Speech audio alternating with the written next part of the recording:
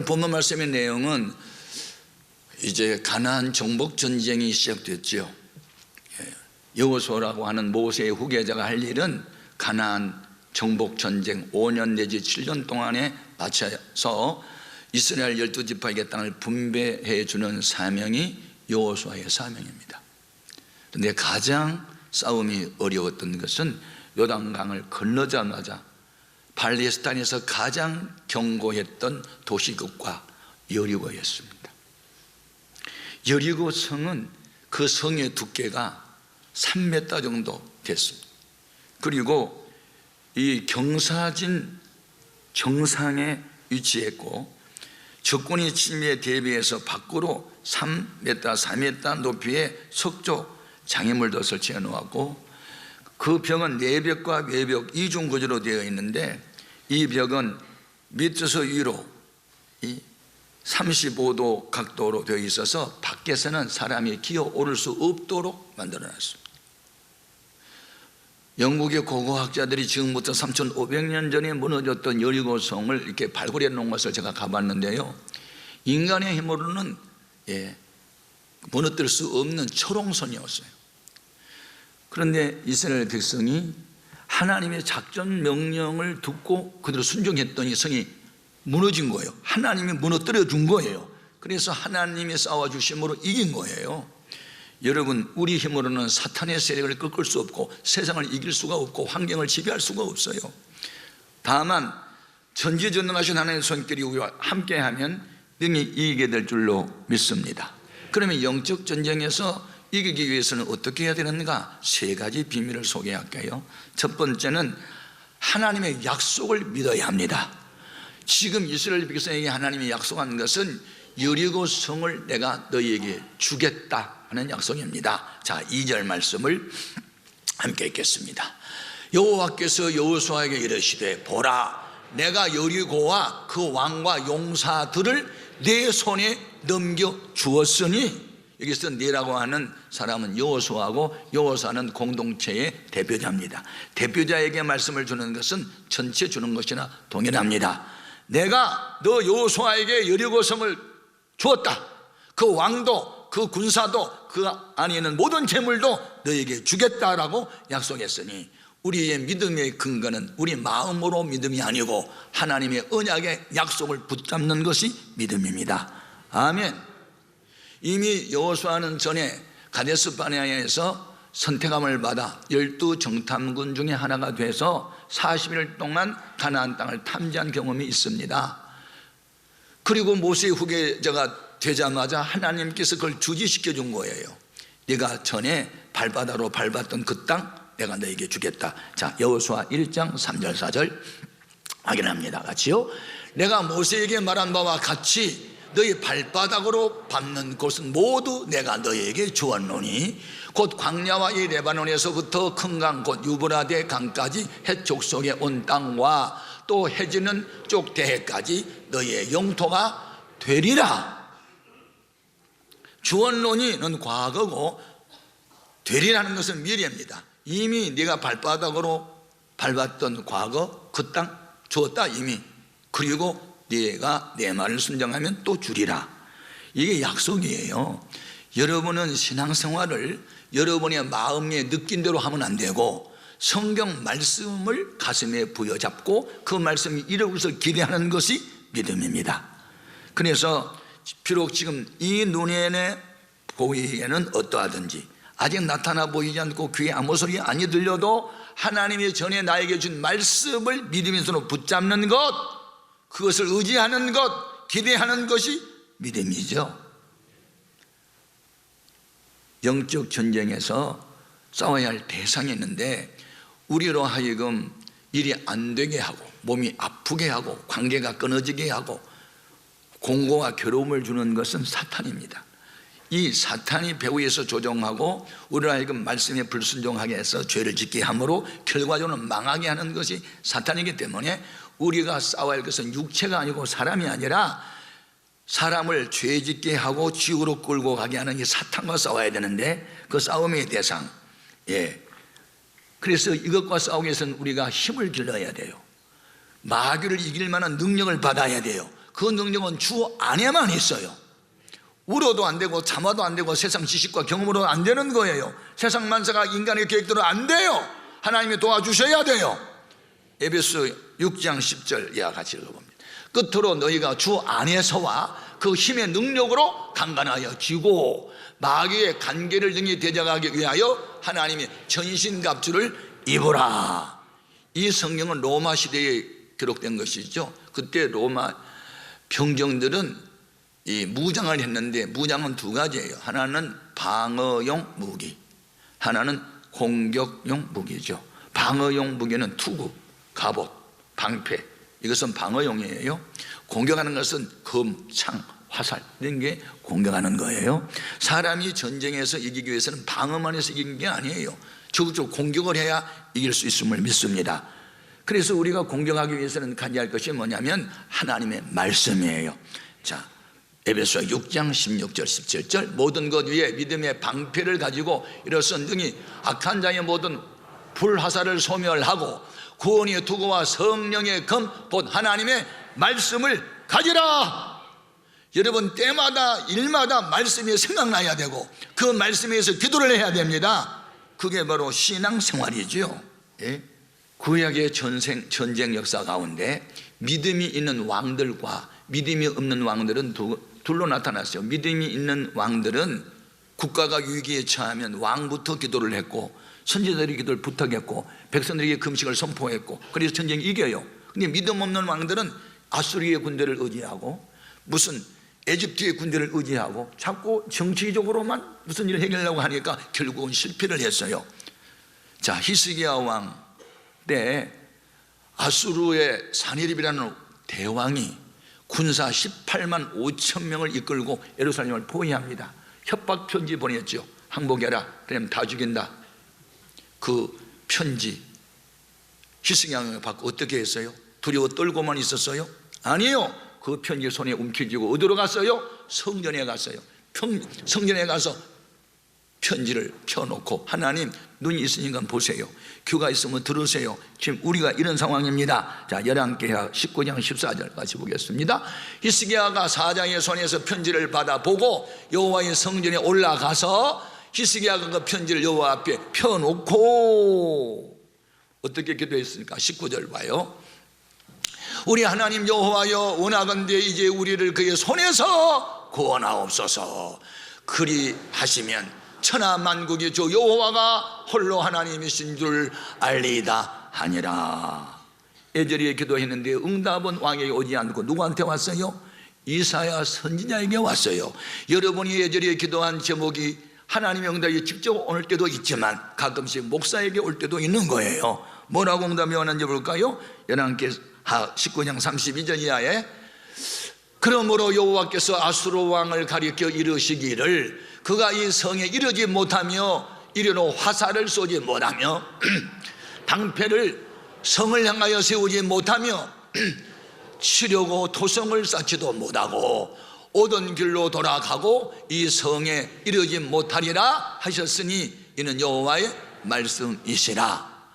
내가 나와 나의 종 다윗을 위하여 이 성을 보호하여 구원하리라 하셨나이다 하였더라. 이게 이사야가 받은 응답을 지금 왕에게 전달을 해요. 저는 기도하다가 받은 응답을 반드시 여러분에게 전달합니다. 그것이 주의 종이 할 일이니까요. 계속 그렇게 가다가는 망합니다 라는 경고도 할 수 있고 그렇게 수고하고 애쓰고 기도하니 반드시 좋은 날이 오고 싶다 라는 말씀도 전해주고 말씀대로 됩니다. 반드시 됩니다. 그래서 말로 전달만 하는 응답이 있는 게 아니라 실제로 하나님이 히스기야 왕이 부르짖는 기도를 들으시고 천사를 보내서 하룻밤 사이에 하나님이 대신 싸워주셨습니다. 결과 볼까요? 열왕기상 하 19장 35절 이하 이 밤에 여호와의 사자가 나와서 아수르 진영에서 군사 18만 5천 명을 친지라. 아침에 일찍 일어나 보니 다 송장이 되었더라. 거기까지만 합시다. 송장이 되었어. 누가 싸워주셨어요? 하나님이. 누구 기도를 듣고? 히스기야 왕의 기도를 듣고. 기세왕만 기도한 게 아니고 백성도 함께 기도했어요. 주의 종 이사야도 함께 기도했어요. 국가가 어려움을 당할 때 일어나서 함께 기도해야 됩니다. 지금부터 97년 전 김인현 3월 1일 정오에 파고다 공원에서 민족 대표 33명 중에 16명의 기독교 신자였습니다. 연예 전문 학교를 다니던 대학생들이 성동교회 지하실에서 전날 밤 태극기를 그리고 독립선언문을 인쇄하고 밤을 지새고 그리고 독립만세 운동을 펼치죠. 그때 전국으로 확산이 되고 그때 체포된 기독교 인구가 3,300명, 불교 220명 정도. 우리 기독교인이 그때 신자 수가 20만 명밖에 안 됐는데, 전 국민의 1%도 안 됐는데, 이런 소수의 기독교가 국가가 위기를 당할 때 일어났습니다. 피를 흘렸어요. 순교했어요. 감옥에 갔어요. 그래서 훗날 하나님이 그 피를 기억하시고 1945년 8월 15일 날 우리 민족을 해방 준 줄로 믿습니다. 여러분, 주 안의 수고는 절대로 헛되지 않습니다. 대한민국의 근세사는 기독교를 배제하고 말할 수 없습니다. 우리는 국가가 위기에 처할 때, 한국교회가 위기에 처할 때, 우리의 성도들이 위기에 처할 때 보고만 있으면 안 됩니다. 일어나야 합니다. 하나님 앞에 나와야 합니다. 기도해야 합니다. 하나님이 일어나서 일할 수 있도록 해야 됩니다. 우리 힘으로 못하니까 기도하는 겁니다. 지금 고난이 왔음에도 불구하고 기도하지 않은 여러분, 아직도 여러분 주님을 믿지 않습니다. 여러분의 순한 방법만 의지하고 있습니다. 계속 가보십시오. 결국은 지치고 쓰러질 겁니다. 그러나 이제 내려놓으시고 겸손히 주 앞에 나와서 도움을 구하십시오. 주님이 나타나셔서 대신 싸워줄 것입니다. 요한 1서 3장 8절 같이요. 죄를 짓는 자는 누구한테 속해요? 마귀에게 속하나니 마귀는 처음부터 범죄함이라. 그런데 누가 나타나요? 하나님의 아들이 나타나신 것은 누구의 일을? 마귀의 일을 멸하려 하심이라. 마귀가 하는 일 아세요? 사람 병들게 합니다. 망하게 합니다. 상처 주고받게 합니다. 탄식하고 근심하게 합니다. 병들어서 죽게 합니다, 사탄은. 그러나 우리가 믿는 예수님은 죽은 자를 살립니다. 병든 자를 고칩니다. 미친 문제 풀리게 하시고 닫힌 문 열어주십니다. 그 약속을 믿어야 된단 말이죠. 영적 전쟁에서 이기려면. 두 번째는 어떻게 해야 이기는가? 하나님의 작정 명령대로 순종해야 됩니다. 여리고성 전쟁에서 이기는 방법을 가르쳐 주었습니다. 3절에서 7절입니다. 같이요. 너희 모든 군사는 그 성을 둘러 성 주위를 매일 한 번씩 돌되 엿새 동안을 그리하라. 제사장 7번 7 양강나팔을 잡고 언약궤 앞에서 나아갈 것이요. 같이 읽으셔야 돼요. 7째 날에는 그 성을 7번 돌며 그 제사장들은 나팔을 불 것이며, 제사장들이 양강나팔을 길게 불어 그 나팔 소리가 너희에게 들릴 때에는 백성은 다 큰 소리로 외쳐 부를 것이라. 그리하면 그 성벽이 무너져 내리리니 백성은 각기 앞으로 올라갈지니라 하시매. 아멘.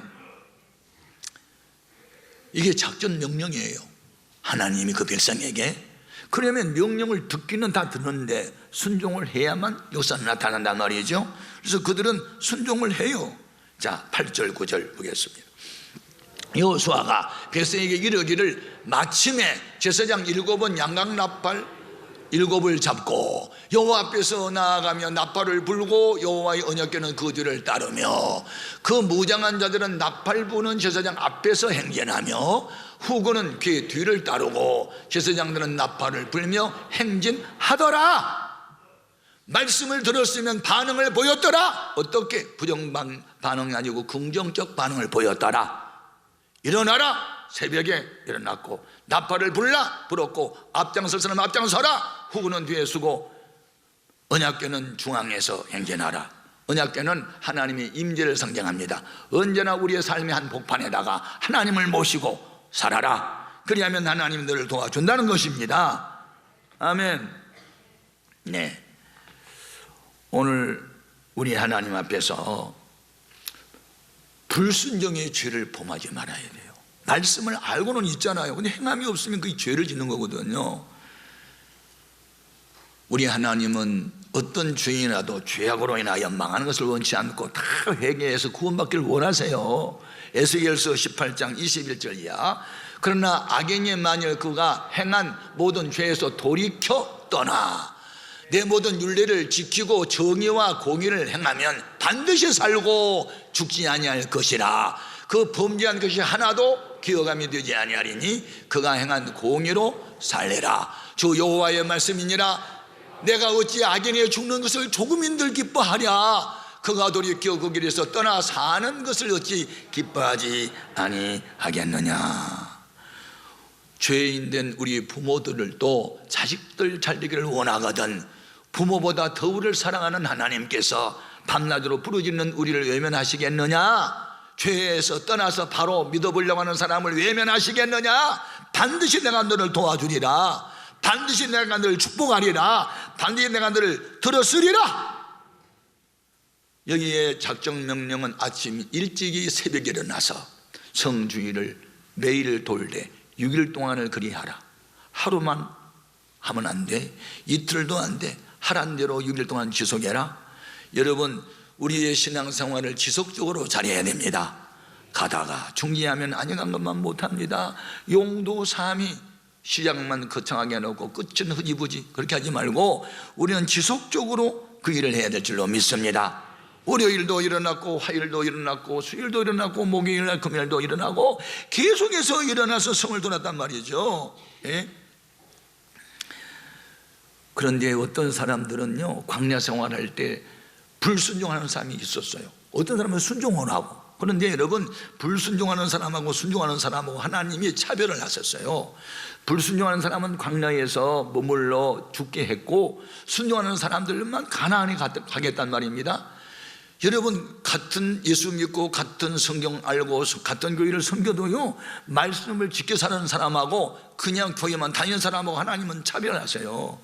하나님을 사랑하고 계명을 지키는 사람은 특별한 소유를 삼아 주십니다. 자, 민수기 14장 22절 이하를 봅니다. 같이요.